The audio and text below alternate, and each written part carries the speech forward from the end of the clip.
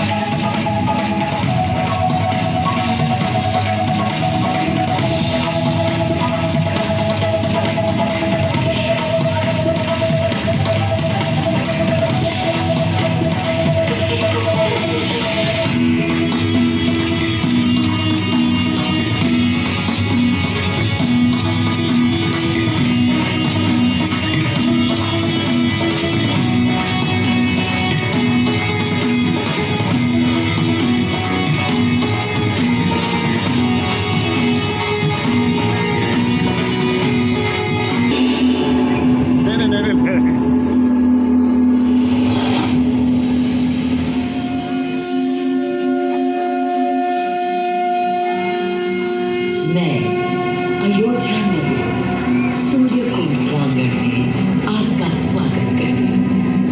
आप सब उपस्थित लोगों को मैं सूर्यकुंड की महिमा सुनाती हूँ।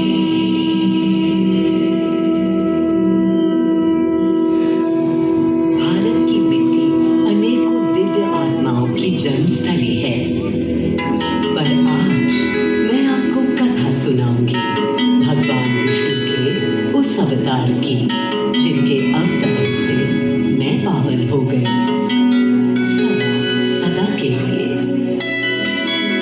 मां कौशल्या की गोद में जन्म लिया मर्यादा पुरुषोत्तम श्री राम ने अधर्म के नाश के लिए, धर्म की विजय के लिए।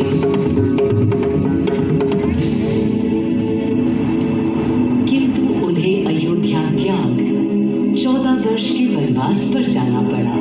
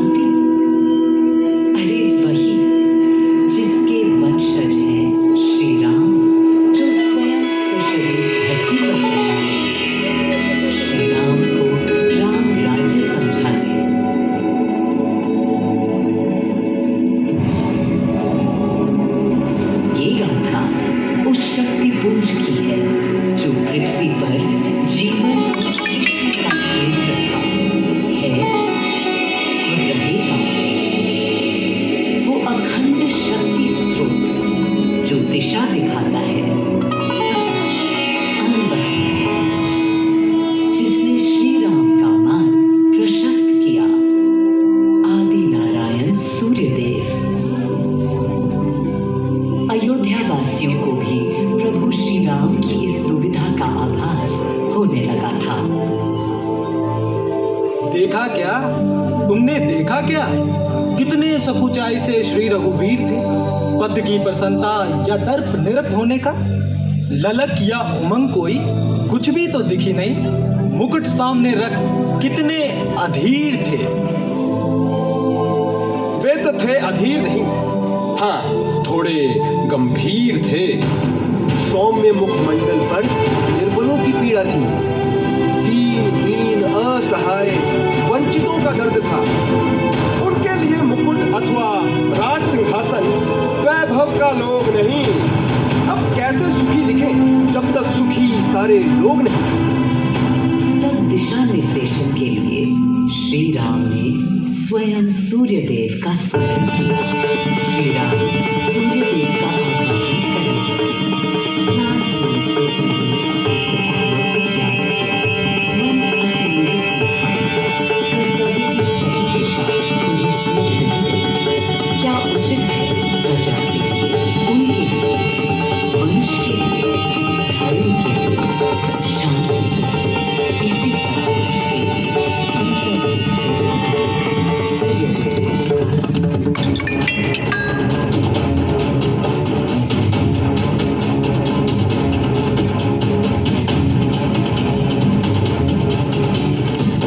मैं अयोध्या पवित्र से पवित्रतम हो गई हूँ।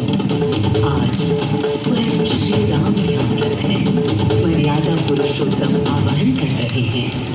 उन सकारात्मक शक्तियों का संचार कर रहे हैं जो उन्हें, मुझे और मेरे यानी अयोध्या के हर निवासी को अनंत काल तक सही दिशा दिखाएंगे।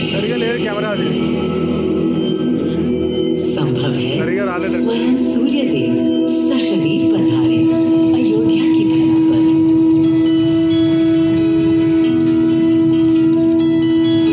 और देखो, श्री सूर्यदेव आने को हैं।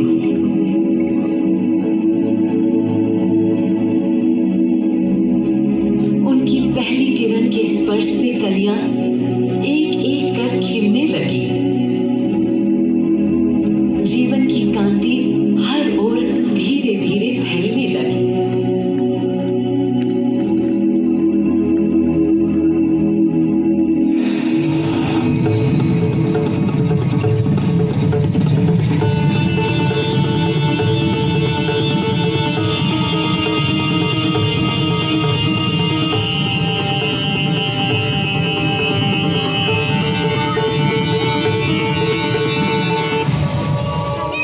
कितना अनोखा दिन है। स्वयं सशरीर अपने अलौकिक स्वरूप में पधारे हैं श्री सूर्यदेव नारायण, और उनके अधीर मन के संशय मिटाने को। अधीर है या गंभीर है, मैं जानता हूँ क्या उनकी पीर है।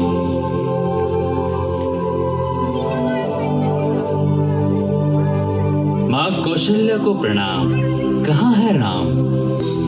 भूलूं ये बात कि कौन बड़ा है। आज्ञा हो तो आपके चरण छू लूं। अरे नहीं नहीं, ये क्या करते हैं आदि पुरुष? ऐसा अनुग्रह सर्वथा अनुचित है। राम वंशज हैं आपके, क्यों पाप का भागीदारी बनाते हैं पितामह? पितामह पितामह होंगे हम ब्रह्मलोक में। अब धरती पर जनलोक में आ गए हैं। आइए चलिए। सूर्यदेव के आगमन पर माँ कौशल्या उन्हें मिली और विनती की कि हे देव, मेरे पुत्र की दुविधा दूर करें, उन्हें राह दिखाएं ताकि अयोध्या का, पूरे भारत का भविष्य निर्धारित हो सके। आपकी जब पहली किरणें आती हैं तब गोचारण होता है, चिड़ियां गाती हैं, लेकिन इन दिनों कितनी उदास है। कारण है उनके राम की एकाग्र साधना और सुदीर्घ उपवास। सिंहासन की ओर चरण धरना नहीं चाहते, धारण नहीं करना चाहते हैं मुकुट। कोई बात, राज्याभिषेक के बाद राज्य जो भी चलाए, राम राज उसका ही तो कहलाएगा। मैं आ चुका हूं तपस्वी राम। मनस्वी राम, अपने नेत्र खोलो।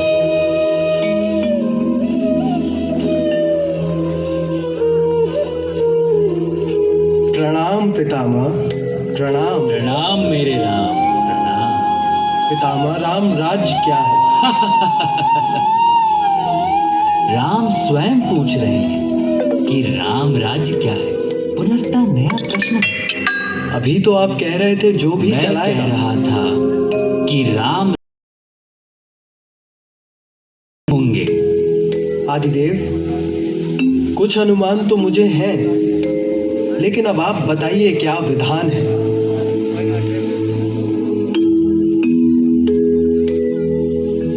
राम राज्य आशय कल्याण है, निर्बलतम मानव का त्राण, भय हो ना भीति हो, मुख्य राम राजनीति जन जन की प्रीति हो, लोक संरक्षण हो, सत का आभास हो, परमानंद प्राप्ति हेतु मंगल उद्भास हो, प्रेम परम तत्व हो, सब में समत्व हो, दैहिक दैविक या भौतिक संतापों की औषधि अचूक राम बाण है।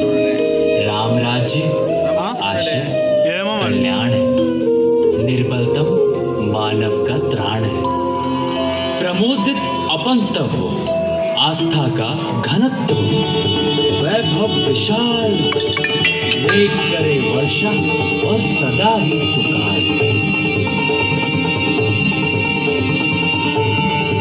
दिशाएं सब मस्त हो, जनपद ये स्वस्थ हो, उपद्रव ना ही हो और ना कोई आतंक हो, कोई नहीं रंग हो, सुख ही सुख निशांक हो, प्रेम योग धर्म मूल्य प्राण है, राम राज आशय कल्याण है। माँ कौशल्या, अभी ये मुकुट मात्र सोने का है। मैं इस मुकुट को राम के साथ सदा उपस्थित होने का बना देता हूं।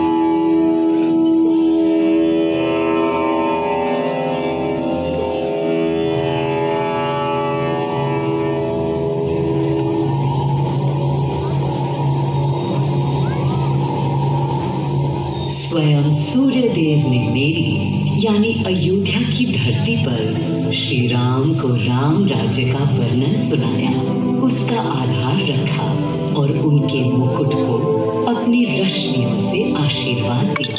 श्री राम के नेतृत्व में हर ओर खुशहाली, प्रेम, शांति और संयम फैला। हर ओर रोशनी, प्रकाश और जीवन का संगीत गूंजने लगा। राम राज्य का पथ दर्शाकर चल दिए सूर्यदेव पुनः अपने लोक, ताकि अनंत काल तक अयोध्या ही नहीं, पूरा विश्व उस शक्ति का संचार अनुभव कर सके। हर दिशा खिल उठी श्री राम के राम राज्य से। सूर्यदेव के स्पर्श से पावन हुई मेरी धरती, पर जहाँ उनका रथ रुका था वहाँ स्वयं यह कुंड बन गया। समय बदला, मेरा और इस कुंड का स्वरूप भी बदलता गया। स्कंद पुराण के अनुसार यह स्थल घोषार्क तीर्थ के नाम से भी जाना जाता है। जब प्रतापी राजा घोष यहाँ आए और उन्होंने ऋषियों को यहाँ स्नान करते देखा तो स्वयं भी किया, जिसके बाद उनका शरीर दिव्य, निरोगी और अलौकिक हो गया। और इसी कुंड के जल से उनकी काया भी कांतिमय हो गई। यहाँ की गई उनकी घोर तपस्या का तेज आज भी अनुभव किया जा सकता है।